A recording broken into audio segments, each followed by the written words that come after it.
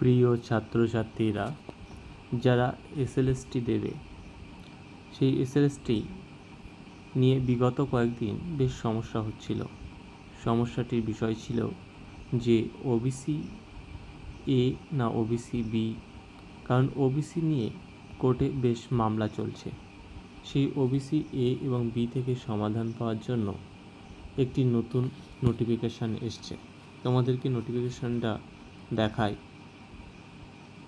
WBSSC, আমরা প্রথমে যাই, এখানে গিয়ে আমরা ওল্ড ওয়েবসাইটে যাই।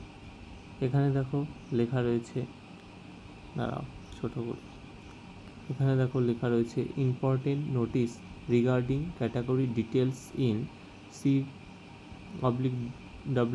Second SLST 2025 for recruitment of assistant teacher. এখানে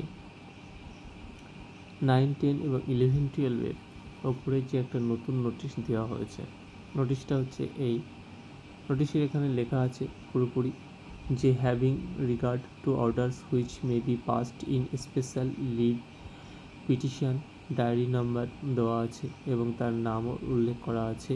and filed in the honourable Supreme Court of the Indian arising out of judgment and order dated 17/06/2025।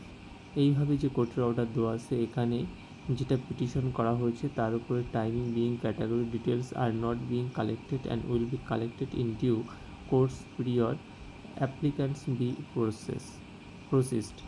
তা যাই হোক, এই দ্বিতীয় অপশানে বলা হয়েছে those who may have already submitted category details may be request the resubmit category details period to such date.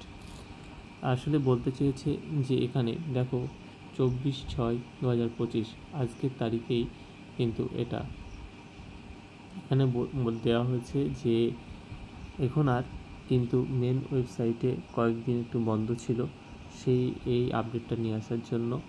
যে এখন মেন ওয়েবসাইটে তোমরা দেখতে পাবে যে সেখানে আর SC ST পাবে, কিন্তু ওবিসি পাবে না, আর জেনারেলও পাবে না। বরং SC ST OBC না থেকে সেটা ডাইরেক্ট আদার্স বলে, অল আদার্স বলে লেখা আছে।